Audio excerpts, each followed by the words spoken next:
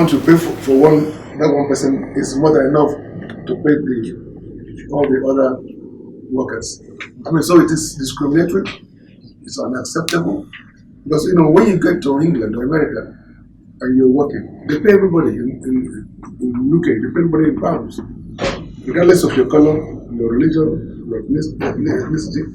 You're all paid the same. You understand it? So that is discrimination on its own, and that should stop. So I spoke about that too. I spoke about the foreign reserve. But the major thing that needs to be done is to stop the use of dollars in Nigeria. Because there is no other nation in the world where dual currency is allowed. None. If you've all been to any country, but let me just take France, for instance. If you go to France,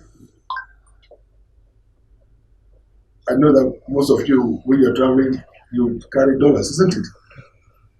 That's what happens here in Nigeria. You carry dollars. That on its own is defeatism, if I may use that word, because why would you be carrying another man's money to another man's country? What happens to your own? So you carry dollars to France. When you get to France, in France, they will not accept dollars from you anyway. So you have to go to the Bureau de Change, BDC, at the airport, or at the hotel where you're staying, or at a bank near to you. You're still going to change it to the local currency. That's how you know how people respect their own currency. So you might go with $1 million, it doesn't matter to them. The fact is that you must also respect their own local currency. And that is what happens all over the world. But in Nigeria, the reverse is the case. We don't value Naira.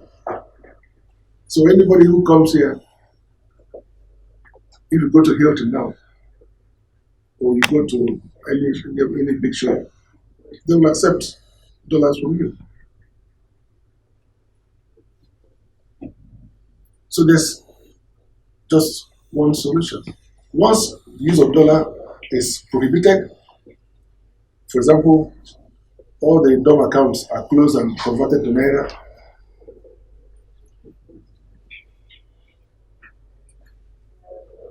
all businesses in Nigeria are transacted in Naira, including the sale of oil, crude oil, sale of gas. If it becomes mandatory for everything to be transacted in dollars, in Naira, you know what's going to happen? There will be demand for Naira. Because those foreigners who are coming to Nigeria from Heathrow Airport or from Gatwick Airport or from JFK Airport, at those airports in those countries, before they leave, you know what they will do? They will look for Naira.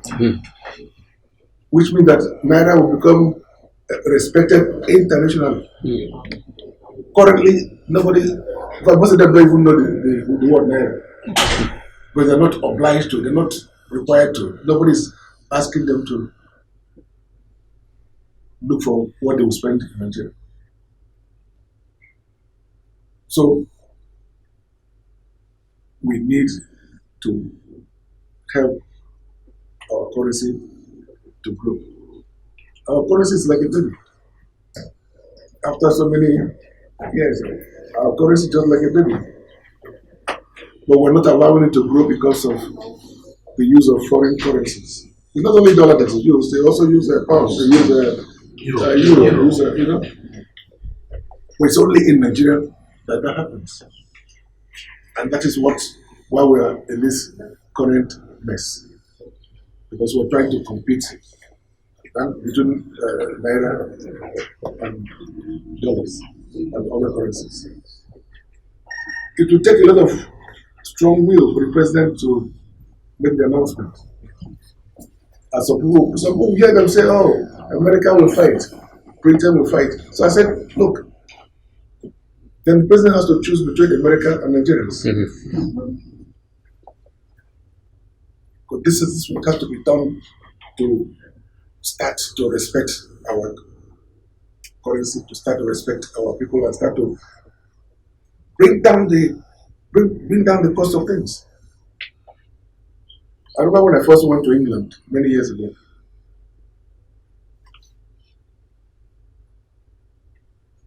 At that point, in the 70s, you didn't hear of dollars. You didn't hear of dollars. Just naira. When I was traveling, I didn't look for dollars. I just traveled with naira. I had 5,000 naira.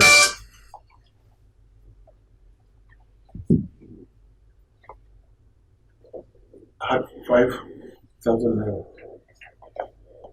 When I got to the airport and I changed it, do you know how much I got?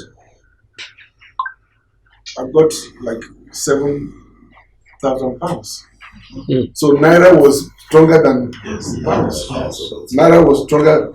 At that point, it would have been about $10,000 for 5,000 naira. So I'm not talking for the sake of talking. I'm talking about my own experiences and my own understanding of the world economy and how things work. Distinguished senators, maybe our last question, so we don't take much of the time.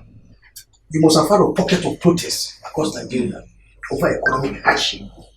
If you have opportunity of seeing the president one on one, what are you going to tell him? Exactly what I've told you. Thank you very much. Exactly what I've told you.